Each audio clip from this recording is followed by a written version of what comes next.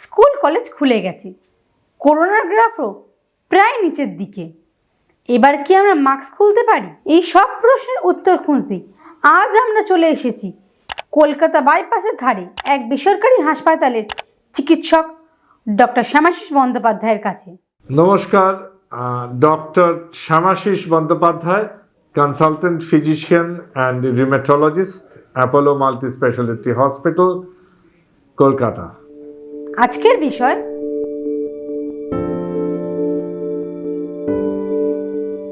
Corona হওয়ার পর at least মাস দুয়েক পরে বুস্টার ভ্যাকসিন নেওয়া উচিত, সঙ্গে সঙ্গে নেওয়ার প্রয়োজন নেই।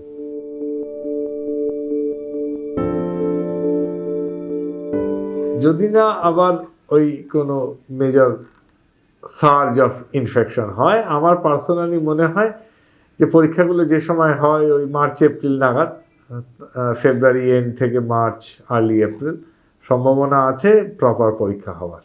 বিকজ একটা জেনারেশন দু বছর আড়াই বছরের ছাত্রছাত্রীরা, তার মধ্যে ডাক্তার, ইঞ্জিনিয়ার, চার্টার্ড অ্যাকাউন্টেন্ট, ল, বিভিন্ন প্রফেশনাল যেগুলো আছে, তাদের এক্সপোজার টু রিয়েল লাইফ তো পুরো বন্ধ।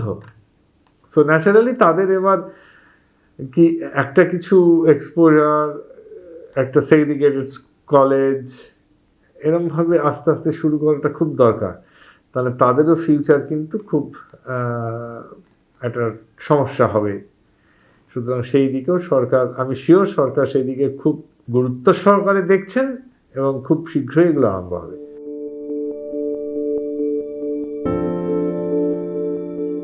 ওমিক্রন এতটা একটা ইনফেকশিয়াস ভাইরাস, সেটা অনেককে ইনফেক্ট করে ফেলেছে এবং অবভিয়াসলি নাম্বার অফ ইনফেকশন মানে পজিটিভিটি রেটটা তার ফল করছে। সেইটা একটা তুমি ধরতে পারো যে ওমিক্রন আস্তে আস্তে এবার কমে যাচ্ছে।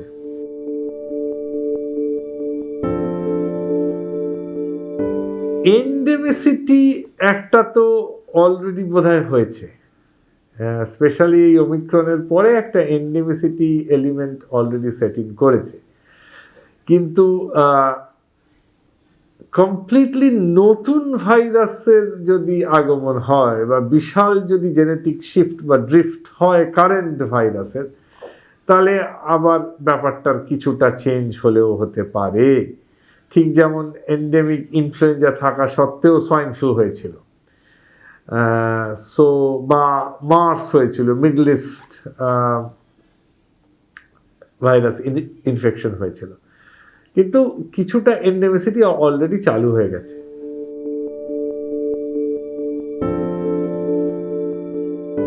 মাস্ক আবার পরতে হবে, মাস্ক খোলা যাবে না। ব্রিটিশ কনসেপ্ট আমাদের দেশের কনসেপ্ট এক হবে না। তার কারণ হচ্ছে ওদের জনসাধারণ অনেক বেশি এডুকেটেড, অনেক বেশি মোটিভেটেড। আমাদের জনসাধারণ আনফর্চুনেটলি অতটা এডুকেটেড বা মোটিভেটেড নন। ওদের রাস্তাঘাটে যেভাবে গাড়ি চলে, আমাদের রাস্তাঘাটে সেভাবে গাড়ি চলে না। ওদের রাস্তায় হর্ন বাজে না, আমাদের রাস্তায় হর্ন বাজানোটাই দস্তুর।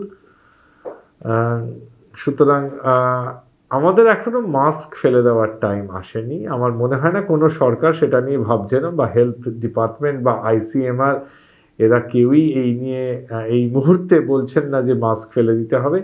আমার তো পার্সোনালি মনে হয় যে ব্রিটেনের কথা না আলোচনা করে জাপানের কথা আলোচনা করা হোক, যেখানে লোকে আগেও মাস্ক পরতো, এখনও মাস্ক পরে। আমাদের দেশে যেখানে টিউবারকুলোসিস এই জাতীয় ইনফেকশন এত কমন, সেখানে একটা মাস্ক পরলে আপনার প্রচুর লাভ, প্লাস পলিউশনও তো আছে।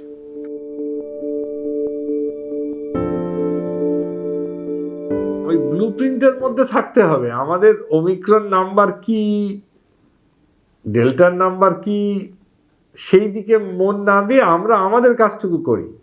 আমাদের কাজ খুব সোজা। আমাদের সর্দি কাশি জ্বর হলে বাড়িতে থাকা, নিজেকে আলাদা রাখা, অফিস স্কুলে না গিয়ে আরও 15-20টা লোককে ইনফেকশন না ছড়ানো। আমার মনে হয় আমাদের দেশে ছড়ানোর পেছনে এই হিউম্যান বিহেভিয়ারের সবচেয়ে বেশি দায়িত্ব রয়েছে।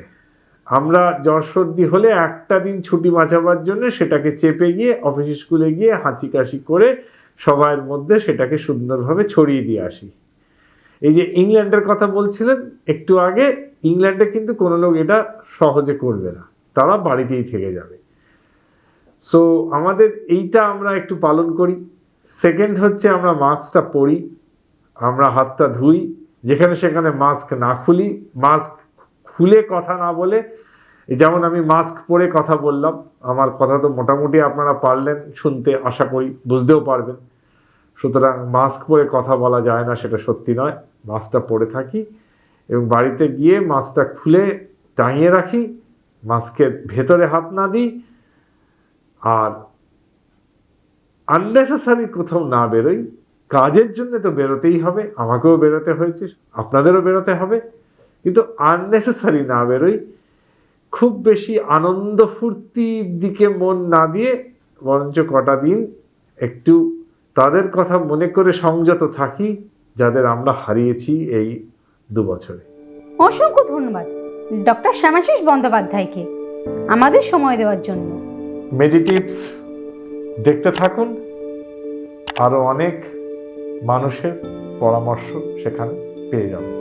ভিডিওটি ভালো লাগলে লাইক করুন, শেয়ার করুন, আপনাদের মতামত কমেন্ট করে জানান, চ্যানেলটি সাবস্ক্রাইব করুন এবং পাশে থাকা বেল আইকনটিকে প্রেস করে দিন। এই ডাক্তারবাবুর সঙ্গে যোগাযোগ করতে বা কলকাতা সহ ভারতের চিকিৎসা ও বাণিজ্য সংক্রান্ত যে কোনো বিষয়ে সহায়তার জন্য যোগাযোগ করুন আমাদের সঙ্গে এই ঠিকানায়। আমাদের ফোন নাম্বার +91 9330 240 762। আবার বলছি +91 9330 240 762। আমাদের ইমেল আইডি mailmeditives@gmail.com। এছাড়াও মেডিটিভস নামে ইউটিউব ও ফেসবুক পেজেও পাবেন আমাদের।